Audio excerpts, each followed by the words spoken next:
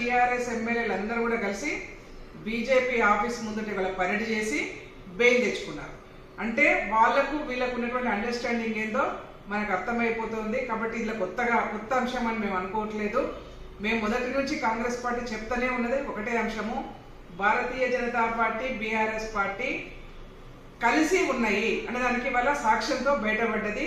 ఇవాళ కోర్టు నుంచి బెయిల్ కవితకు రావడం అంటేనే అర్థమవుతా ఉన్నది దీని వెనుక ఏం నడుస్తా ఉన్నదో. కాబట్టి ఇది కొత్తగా ఏం లేదు, అందరూ కూడా ఊహించినటువంటి విషయమే.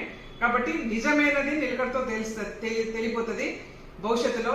ఇవాళ తెలంగాణ రాష్ట్రంలో ఒక మహిళ లిక్కర్ స్కామ్ లో అరెస్ట్ అయ్యి జైలుకు పోయిందంటేనే తెలంగాణ రాష్ట్రం ఒక మచ్చలాగా మిగిలిపోయినటువంటి అంశం ఇది.